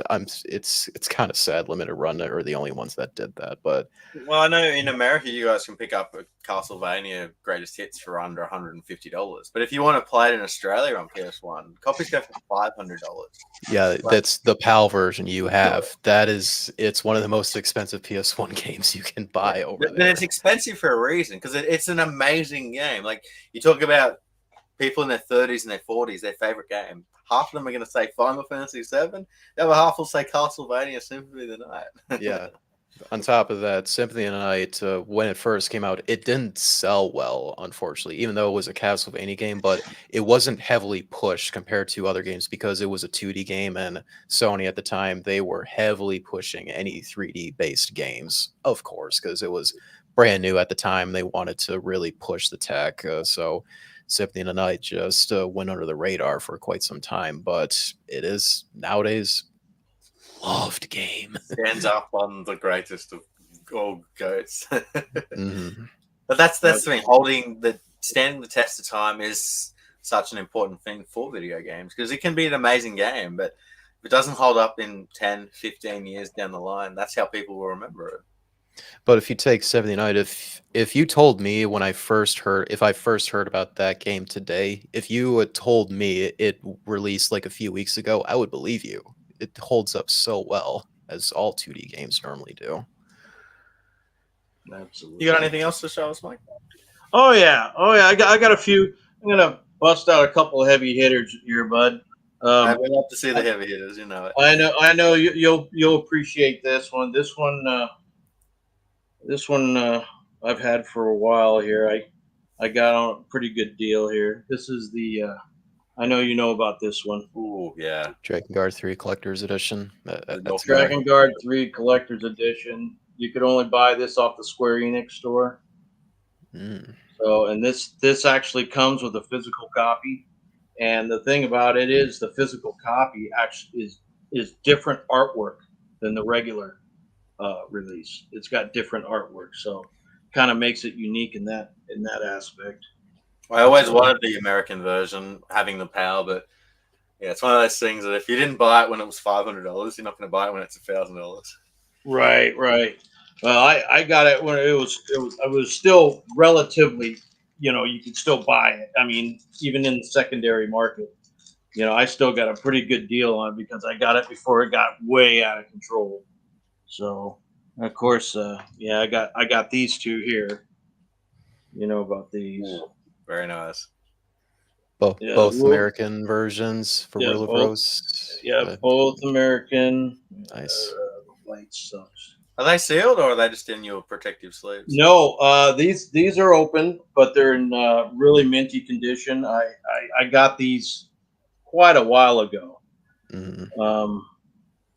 But I still one of those deals I haven't got around. But now there's a story behind this one. This one is factory sealed. Ooh, yeah, nice. Now this one is factory sealed. It's still got the price tag on it. I won this off an eBay auction. Still sealed. I won it off an eBay auction. I got real lucky. Got this for $125 sealed. This was like 8 years ago. I was gonna say if that happened recently, like Yeah. dumber people who want this was it kind of sucks that the price tag is right on her face, right? And I've kind of kicked this around. I've been contemplating whether to get this graded, but I'm not into that grading thing. I just don't bother. I never got. If there was one game I was going to get graded, it would be this one. But to hell with that. I'm not. Yeah, I don't need to do that. So Unless you were going to sell it down the line, I don't think there's any reason to, No. yeah. You Here's don't a- need confirmation from others to figure out like how much you didn't open your copy, for Christ's sakes. Right. Or if you trust you grade it and it comes back with a 5 or something, you don't want to keep a 5 or a 6. You only want a really high grade, right? So I'd be reopening it again. Right. Here's a copy of Tulip. I'm kind of glad I got this one. This one's Nice. gone up. This one's gone up quite a bit. Awesome yeah. artwork, though. The next Yeah. game that the developers of Rule of Rose made, Punchline, and those were the only 2 games they made under that name, Rule of Rose and Culip. Yeah, it's a whacked out game. You can still download this off the store. On the PS3 store, you can still get Right, it. on the PS3 store, it's still there. So here's a sealed copy of Mr. Mosquito. Ooh, nice. Yeah. Well, He's one still of my sealed. local. Oh, it's even got that whatever that tag thing on the very top of the case. I Yeah, always love. it's got the little tag on it. Yeah, it's still sealed. I love it when open copies still have that.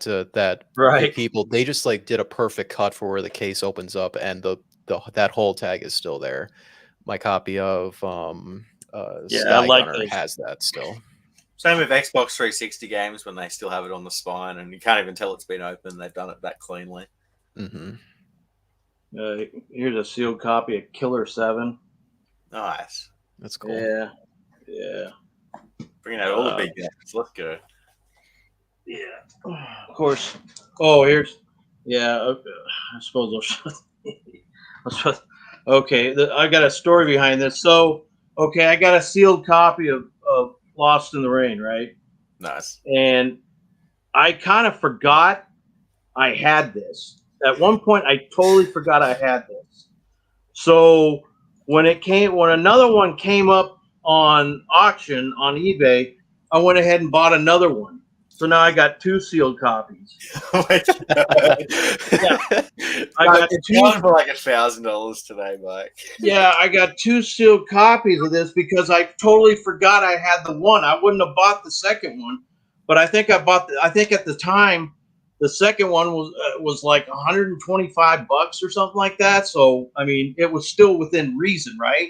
Yeah. But so now I've got 2. So yeah, I think you can still download this on the store, right? I'm pretty sure You it's can, still on yeah. the You store. can still get Rain. Under $10, where used copies are going on eBay for $700 or $800. So if you just want to play it, it's a great game too. It's not one of those games like Africa, which aren't that good.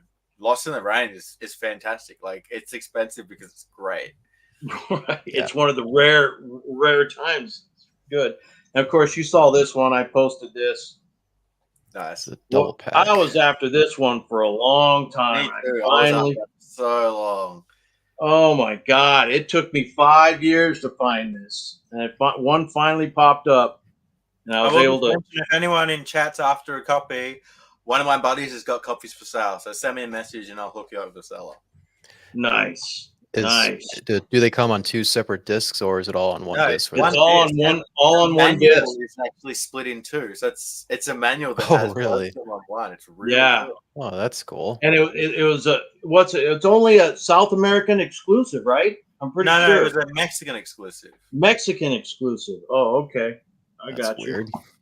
Your copy Yeah. sealed, Mike?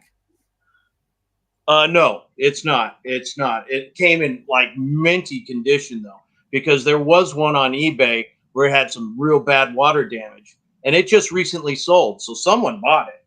But this one was in really minty condition. And of course, I switched out the case and did all that jazz too. So, of course, you remember this, there, the big raw one. All right, well. Today, that is so hard to find because, like Rahul's can't find copies anymore. He's working outside. He's not in India, and I'm having so many people message me. Have you got RE1? Have you got RE1? And it's that one game that's like, sorry, I don't. And copies haven't showed up for a while now. The one Yeah, seller there was like hasn't got them in anymore. for a while there, they were popping up all over the place, and people were picking them up. There was several of them, and people Yeah, there were was picking them one up. seller. He had like 40 copies, but they're all gone now. So you know, Right. once they're gone, and if you got to think if only one seller's got them, then you know he might have a lot, but it's only one person. Yeah, it was freaking crazy. Of course, here's a sealed copy of JoJo's. Nice. Yeah, Which yeah, isn't I as got- exciting as it used to be now that it's been reprinted. right now the PS4 came out, right? And of Mhm. course, this one's always kind of looked sought after. That's the Korean copy. That's the harder one to find. Pixel Yeah, Junk 3-in-1. Huh. Pixel Junk. Yeah, it's got these 3 games on the back.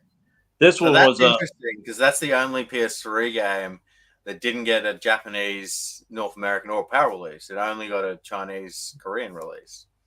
yeah, this is the Korean copy. It's got the A on there, right there. And it is an early life cycle game because it's got the Right. Matafont style That's fine. and logo on everything. the left.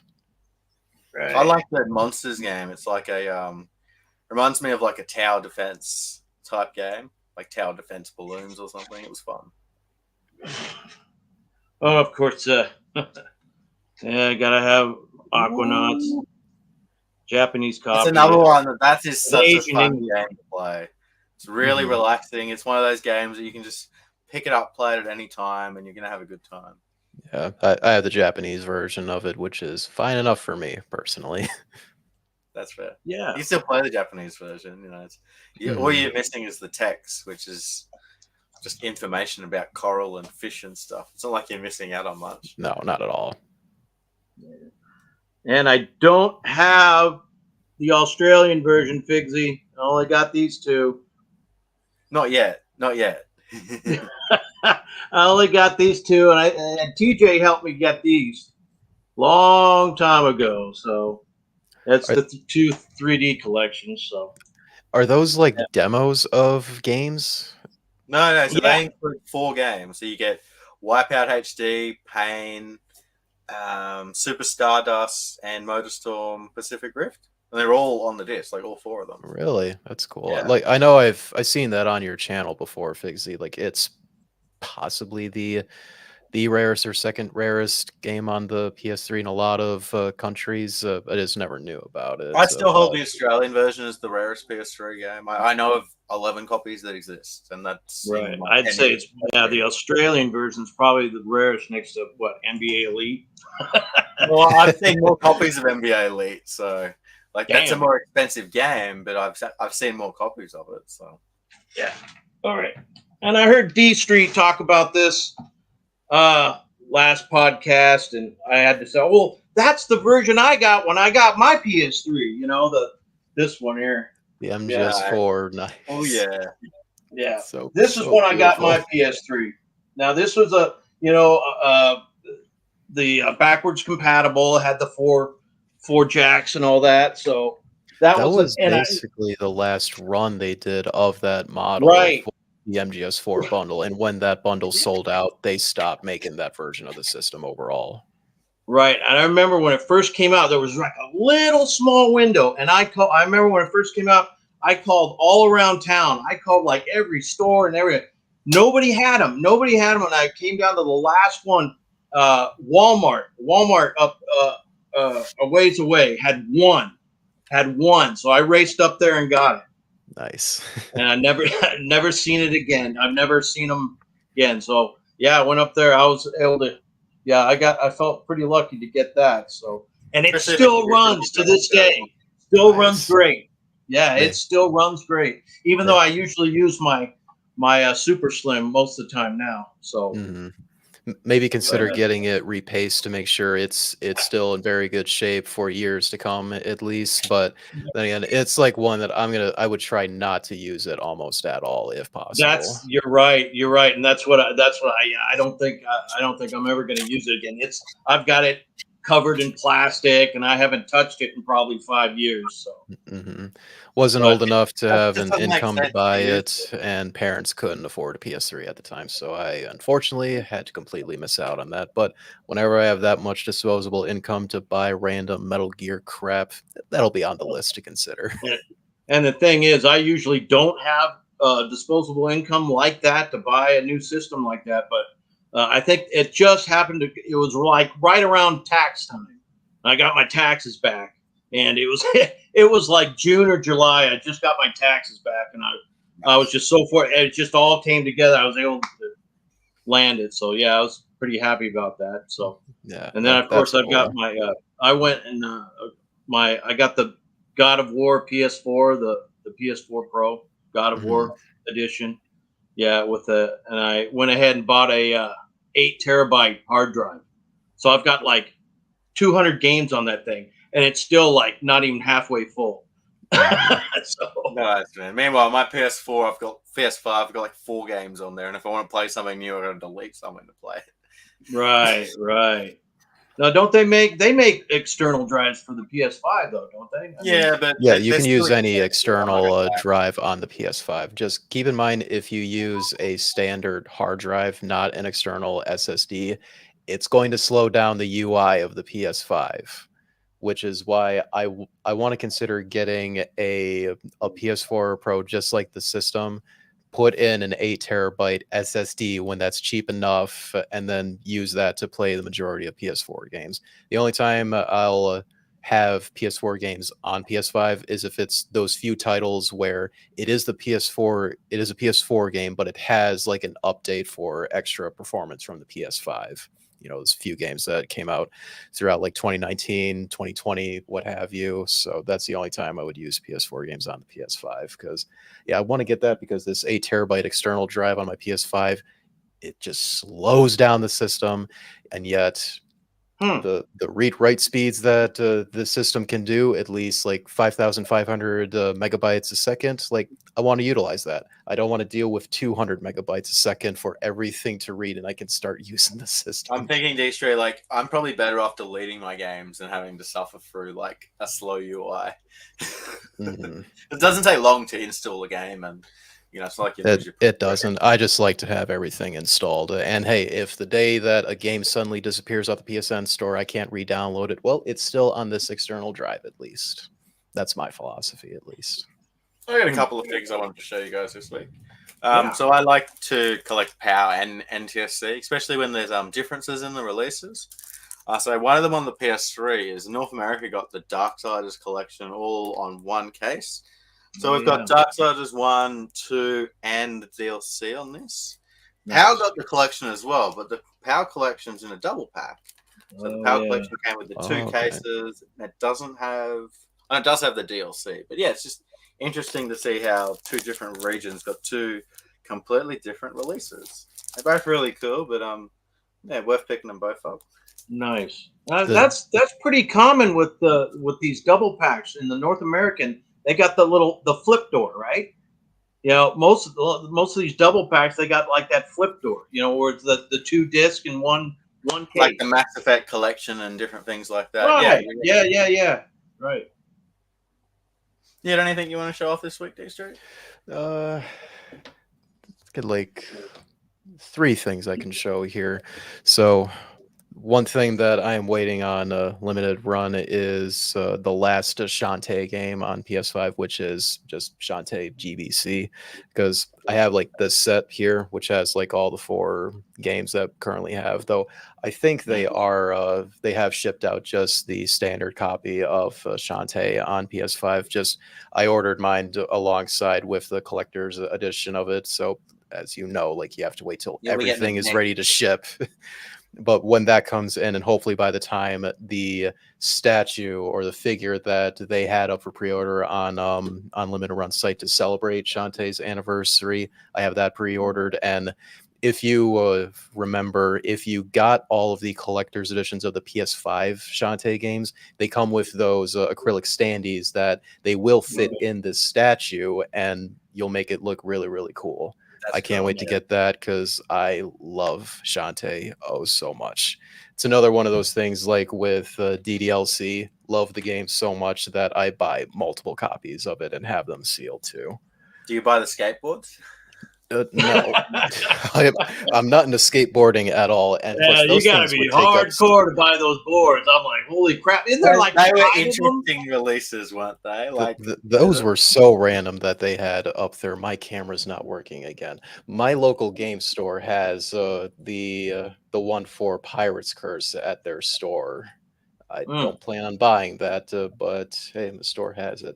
It's not letting me change the resolution to fix this thing. Maybe I'll come back to it eventually. Yeah, I'm just gonna have it blank for now. God damn it! And I can't show you shit here.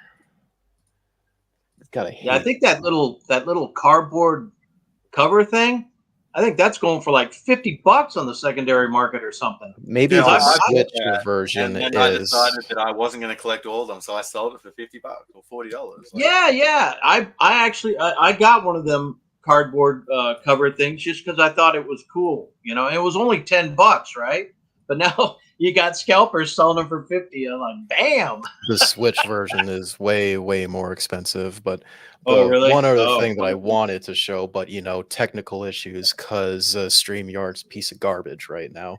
The one guy that made it only does everything book for the PS3, Sandy Reap, was that his name, or Too Old for Gaming on YouTube. I just got in the mail the one magazine that he made, the unofficial retro PlayStation magazine. Oh, the first issue. Nice, Yeah, the man. first issue. So Oh, I got like the nice. magazine itself, and as well as like the extra things where it's got like this little booklet of photo mode, where it looks like pictures of mostly the new Spider-Man coming out, because it's all Spider-Man stuff in this booklet, and just other like little pamphlets of Siphon Filter, and an advertisement that, hey, he makes custom manuals for games like Final Fantasy VII Remake, Kenya Bridge of Spirits, Bloodborne, Demon Souls Remake, and Elden Ring. Yeah, and Vita games. If you guys want to get manuals for your Vita games, you can order them through his Etsy store, which is really cool. It's not games Which that I have did made- get some games that myself don't for the have- Vita. He had some for Uncharted Golden Abyss and Persona 4 Golden, which I got because I love those games a lot. And the manuals are really well done. Like they're like OG PS1, PS2 manuals again. They're pretty nostalgic. Mm-hmm. And the only other thing that I was going to show is I haven't gotten like any new games. Is I really need to save money right now because I hear you, bud. Yeah, but totally. the other thing I got, and due to the last topic that we discussed, the last podcast I was on, I got the Midnight Black PS5 faceplates for the disc version. Ooh, nice. Which is really the only faceplates I want for the system, because like my opinion, and I feel like a lot of people agree, black should have been the main color scheme for the PS5, especially That if would have you looked way cooler. Yeah. much Right. cooler and more consistent with their previous consoles, because they all were black except for the PS1, of course. But yeah, that was the only thing. Speaking of faceplates, I don't know if you saw, but Best Buy, they did announce that they were doing restocks of the Spider-Man 2 faceplates, but only on the mobile app. Yeah, and you had to be a member, and I know people in my Discord were all trying to get it, and no one was able to order it. So it was a bit of a shit show. I was going to try to get it today, but it was yesterday. Okay, never mind. It was for the controller that went up for today, which I don't care for. And the truth is, if I did get those faceplates, the Spider-Man 2 ones, when those come in, I would have just sat on those for some time and then resold them, because I didn't really care for them. But because it's a limited edition accessory that is just difficult to buy anywhere when it's not from Sony's store, and it's also a Spider-Man thing, like of course it's going to be valuable, and I would just like flip it one day. So Right. go call me shitty for doing that, but that's what I would have done if I guess I that's was able to why get they it. would have implemented the system to make it so hard to buy one. So, to prevent scalping and different things like that. Make it one per customer, etc. Mm-hmm. Well, yeah, I had nothing else ordered right now or to show. Just mainly We just a might bunch call of that a stuff on night, pre-order. but, But it's been really good having you both on. dStreet, again, having you back on the show. And Mike, it was awesome having you on here, man. So thanks so much. Yeah, it was a lot of fun. I hope to do it again. it And was Mike, awesome you don't have meeting any you too, Mike. social media pages, that's correct? All I got is the Facebook. I had a feeble attempt at making a couple videos, PSVR collection videos, like a couple years ago. It was an ultimate fail, but I mean, they're so outdated now. But I don't know. I tried. I was like, I'll give it a shot. But I think they're still up there if someone wants to see them. But yeah, But all I do is pretty much Facebook. So. Well, if you want to get in touch with Mike, jump in the PS3 collectors group. You'll be able to find him in there. Right. I'm usually in PS3, PS4. Usually bounce back and forth with those collector pages. So, and I'll post. Go to subscribe to dStreet on YouTube. He's getting close to 1,000 subs, so let's help him get to that number before the end of the year. That'd be awesome. Right. That'd be cool. Appreciate any support you throw my way. I know content's not always common, but hey, it's when I have time because I work a 8 to 5 job. So hope you understand. But doing my best to upload more content now that I have more time. And as Right always, thanks for watching, guys, and we'll see you all next week. All right. Peace, brothers. Good night, guys.